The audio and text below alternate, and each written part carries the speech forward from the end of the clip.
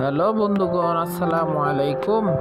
আজকে আমি আপনাদেরকে দেখাবো আমার খরগোশকে আমি কি খাবার দিচ্ছি। আমার খরগোশকে আমি আজকে পোলাও খাবার দিচ্ছি। আপনারা একটা জিনিস মনে রাখবেন, আপনি চাইলে আপনার খরগোশকে সকল ধরনের খাবার খাওয়াইতে পারবেন, শুধুমাত্র 3টা খাবার ছাড়া।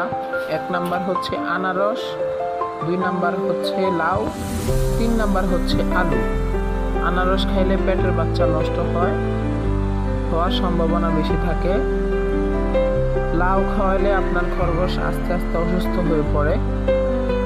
আলু খাওয়াইলে হচ্ছে আপনার খরগোশের পেট খারাপ হতে পারে, পাতলা পায়খানা হতে পারে। তো এই 3টা খাবার ছাড়া আপনি যে কোনো খরগোশকে সকল ধরনের খাবার খাওয়াইতে পারবেন। দুপা ঘাস খাওয়াইতে পারবেন, আপনি ভুসি খাওয়াইতে পারবেন, সাদা ভাত খাওয়াইতে পারবেন। 3 বেলা টাইম টু টাইম খাবার দিবেন আপনি, সকাল, দুপুর আর হচ্ছে আপনার রাত। এই 3 বেলা খাবার দিবেন আপনি সব সময়। তাহলে আপনার খাবার অপচয় করবে না, নষ্ট করবে না। এই যে বাচ্চাগুলো দেখছেন খরগোশের, এই খরগোশের বাচ্চাগুলো আমার প্রথম মা খরগোশটা বাচ্চা দিয়েছে। তারপরে নিচে যে ছোট ছোট বাচ্চাগুলো দেখছেন আপনারা, এগুলা দ্বিতীয়বার বাচ্চা দিয়েছে। 6টা বাচ্চা দিছে, তার মধ্যে 5টা বাচ্চা আছে, একটা বাচ্চা মারা গেছে।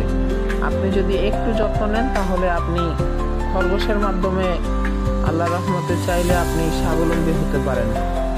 খরগোশের জন্য এত টেনশন, তারপরে এত পরিচর্যা করার প্রয়োজন নাই। আপনি চাইলে খাঁচার মধ্যেই খরগোশ লালন করতে পারেন। খরগোশের জন্য খাঁচা একটু বড় সাইজের হলে ভালো হয়, তাহলে তারা ভিতরে থাকতে পারবে।